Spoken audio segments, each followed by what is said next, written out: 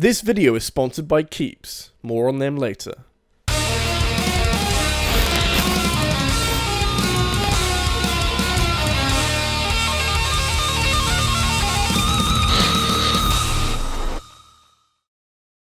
Hey, how the hell do you make a sequel? No, seriously, how do you possibly manage all the expectations and the ideas floating around that may or may not be considered for this next installment? There's so much pressure on it? Not sure if I could ever make a sequel, although this video is somewhat of a follow-up on a video I made a few years ago about the worst sequels, a distinction that I have to make because disappointing isn't quite the same. Disappointing comes with expectation and kind of requires the previous game to be good enough to have people excited for what's to follow, and bad sequels can definitely be disappointing, but who out there was let down by something like Bomberman Act Zero, for example? Sometimes a lack of quality is obvious, and sometimes it sneaks up on you at the last second. Life do be like that sometimes.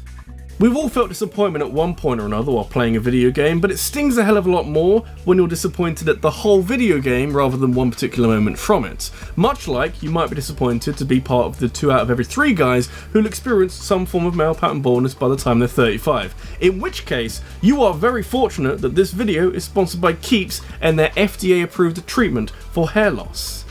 If only they did something like that for subpar video games.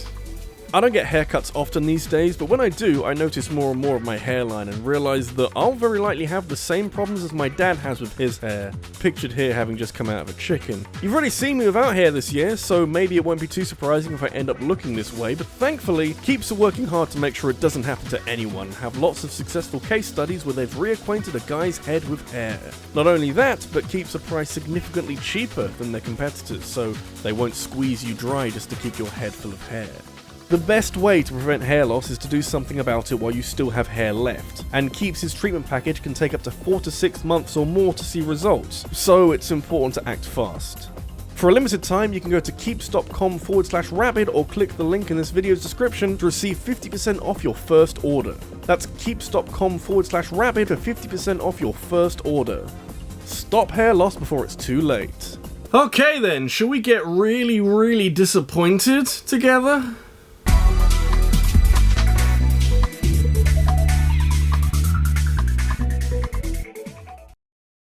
There's an unwritten rule about sequels from any medium about not completely overhauling everything that came before. Fairly standard stuff really. A developer might have 1,000 new ideas that they want to work into a new sequel, but changing everything might not be as beneficial as you'd hope. I think it helps when you retain the same core group of creatives behind a game, since they'll have a rough understanding of a game's qualities and where it needs to improve, and maybe if that was the case with Dead Rising 4 it would have stood a chance, but no. Instead, we've got a guy in charge who's previously worked on a bunch of Kinect sports games, and I think that goes a long way towards explaining why Dead Rising 4 is such a step down from the previous games in this series. It's not often that you get to say no one knew what they were doing with any legitimate accuracy, but if someone somewhere on the dev team knew what they were doing with this game, they hit it pretty well. By the 4th game, Dead Rising has become a caricature of the fun-loving franchise that captured so many hearts and minds with how you can turn any object in the shopping mall into a makeshift weapon. And also cooking, that was a lot of fun. Dead Rising 4 attempts to tap into that and definitely claimed to be going back to the franchise's roots, but kinda forgot what that was, since Frank is back, but he's a cartoon character now instead of the everyman in the wrong place at the wrong time. Plus, they straight up remove some of the more unique features like the time limit and the fact that zombies become more aggressive at night, and how psychopaths are these major events with personalities and not just a slightly stronger regular enemy.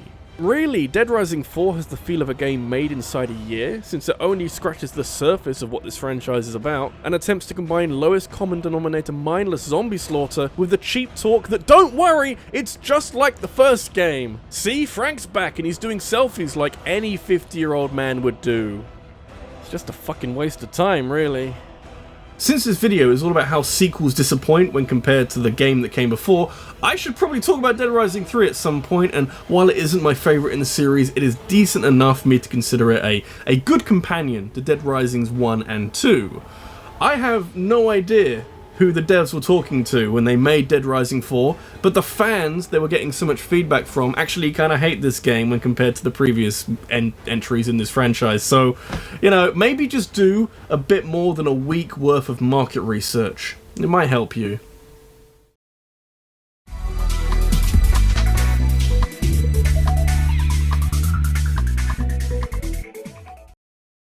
I'm wondering how much slack I should give older sequels, because, you know, if I'm being fair, I shouldn't give any, because it doesn't matter how old a sequel is when it comes to disappointing an entire franchise. But when you consider some really old franchises and the likes of Super Mario Bros. 2 and Zelda 2 that were a bit more experimental and the franchise wasn't quite as settled as it is now, then maybe I can give it a bit more slack. There's nothing wrong with a little bit of experimentation.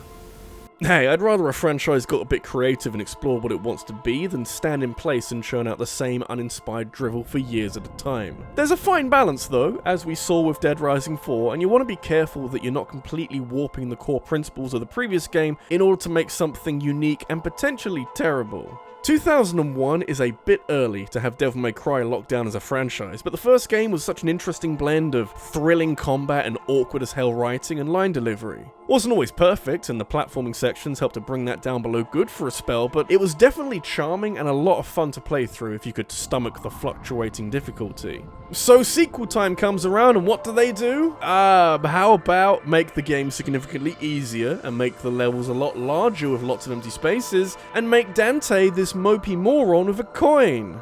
Oh yeah, it's just how I remember it. You're rarely going to be transported back down to a sobering level of reality as hard as going from Devil May Cry 1 to 2. The first game gives you a glimpse of what it would feel like to be an all-powerful demon hunter, but number 2 strips it all back and feels like you're being escorted through a theme park ride.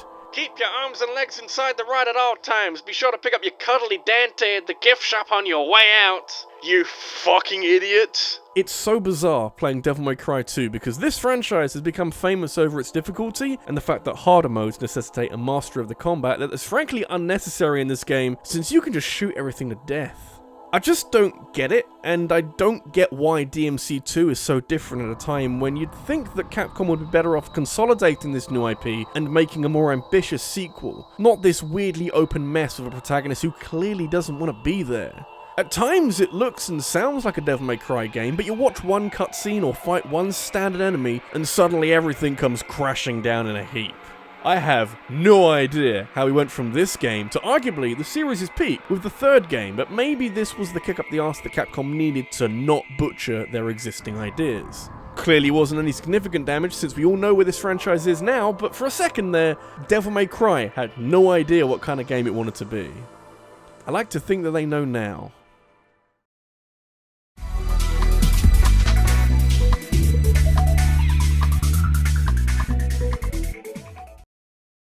It's hard for any game to be bad for too long these days. Rocky launches are a dime a dozen, but any developer worth their salt will keep a game in the public consciousness by releasing patches and fixes to repair their busted, barely functional products. This is extra important with online games, since if a developer doesn't fix things, you're gonna have a hard time maintaining any kind of active player base and your game won't have much of a lifespan. So many games have fallen by the wayside because of a developer's inability to right a sinking ship, so you have to hand it to Bungie for updating Destiny in the right way so that it isn't a waste of time or money, and actually a decent time sink as far as looter shooters go. I wouldn't hand it to them too much though, because Destiny 1 was still disappointing at launch, and instead of learning anything from their mistakes, these chucklenuts brought out Destiny 2 in roughly the same state. So what they learned wasn't how to make this game worthwhile to play, but actually that they can get away with a shaky launch because they can fix things later? Damn, setting a bad example for the children there. Destiny isn't even all that old, so it did surprise me when I heard that a sequel was on the way, but maybe Bungie had decided that they wanted to make a whole load of changes to the original game and that it'd be easier to just make a new game. That's the optimistic conclusion, but reality soon hits harder than a freight train when the press releases came out and it became evident how far back Bungie had gone with the sequel. As if Destiny 2 needed to go on the same journey of self-improvement as the original, and there was no conceivable way that Bungie could do that from day one. It's super aggravating because I like both of these games now for their tight controls and supremely satisfying gameplay, but it's very hard to put the commercialism out of your mind and pretend that it didn't launch with an expansion pass, and a reminder that if you're enjoying this video and want to see more, make sure to subscribe and hit the bell for notifications of every new video. I tell you what it is, Destiny 1 was disappointing for the state it launched in, but understandable since it was Bungie's first big project after Halo, so you give them time to set things right and let Destiny become the game it was always meant to be. Destiny 2 was more disappointing because Bungie shouldn't be making those same mistakes having already fixed them in the first game. You gotta make sure you're learning the right kinds of lessons. Otherwise, we're all fucked.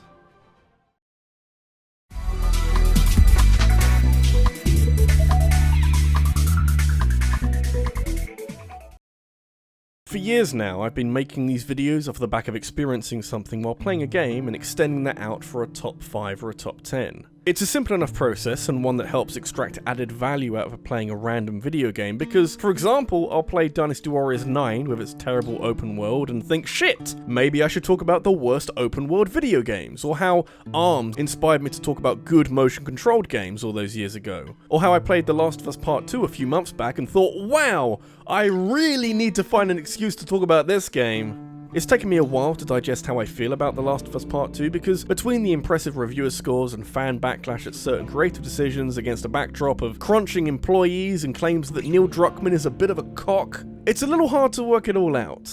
How can I turn all of that off and judge the game in front of me on its own merits and potentially acknowledge its many shortcomings as both a standalone game and as a sequel to a brilliant first game? I don't know, but clearly I managed it.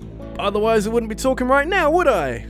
So clearly, if I made this video off of the back of playing The Last of Us Part 2, you can kind of work out how I feel about that game, but this is a very good time to remind you, as I did at the beginning, the difference between a disappointing sequel and a bad video game. Just because a game is disappointing doesn't necessarily mean it is a bad video game on its own.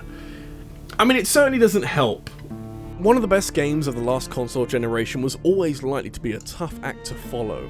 It really felt like Naughty Dog hit on something special with The Last of Us, where the focus was taken away from landing sick headshots on hordes of the undead and placed squarely on the developing relationship between two characters whose interactions are the highlights of a pretty spectacular video game. Joel and Ellie form the basis of a lot of the best moments in this game, and while I don't think the decision to kill Joel off early in Part 2 was a completely terrible idea, I do think Naughty Dog missed a trick with where this decision took them. The first game has so many themes to unpack, like self-preservation, how loss affects different people, the needs of the many against the needs of the few, and yet Part 2 is over here preaching some crap about how revenge is bad, you killed a dog, and a pregnant lady! Did you know she was pregnant? How about you replay as the bad guy so you can feel bad about this? These games are always likely to be linear story-driven adventures because that's just how Naughty Dog rolls, but Part 2 is a game that seriously needs more player agency for half of its themes to feel genuine. It's really disappointing to play a game that is as technically competent as the first part, but is set within a bland atmosphere where Ellie's character growth begins and ends at, maybe revenge isn't the answer. Hardly a bad game because all the game stuff still works, but the storytellers took a day off to play golf. Maybe The Last of Us Part 3 needs to be open world and have free player choice. I'd hate to give those developers more work to do in not enough time.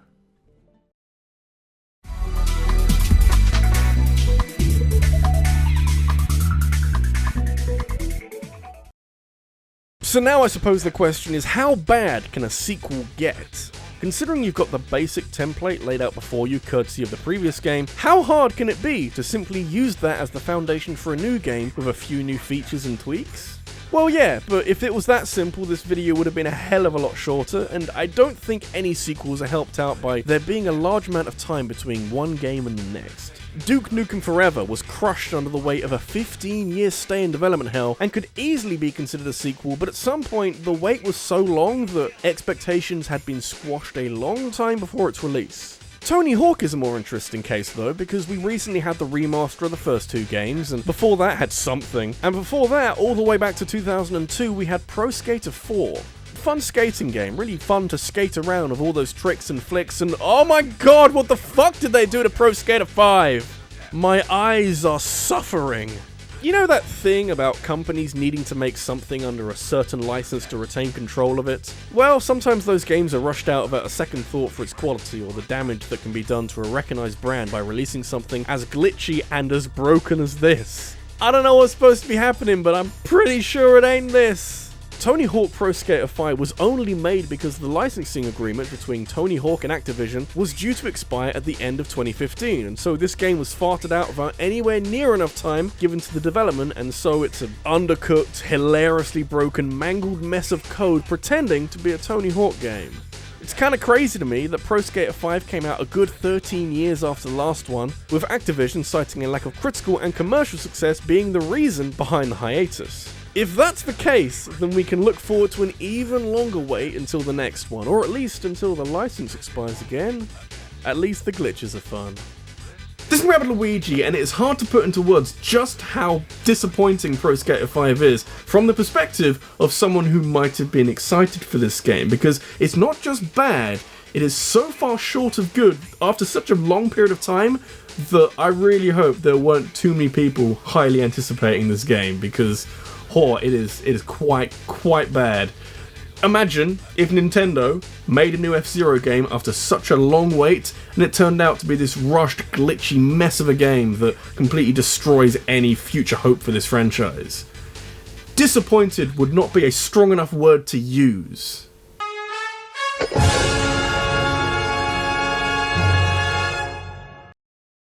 A quick thank you to my top supporters on Patreon. We have La Cookie Queen, Ramon Alberto, Stefan Wode, Jerome Curiou, I think, Fusion Warrior, Sarah Malion, Christopher Robinson, Joe Creamer, M Phoenix, and Scott Riker. Thank you all for your incredible support, and if you want to be a part of that, you can go to patreon.com/RabbidLuigi, where I post things and read out your username at the end of the video, so that's fun. And also, what topic would you like to see me cover next? Leave your suggestion in a comment on this video, because I'll be taking the best ideas and making a poll on my community tab, which you can then vote on to decide what the next video is about. I'll be announcing the winner of the poll over on my Twitter, so make sure you follow me so you don't miss out. Thanks for watching, and I'll see you in the next one.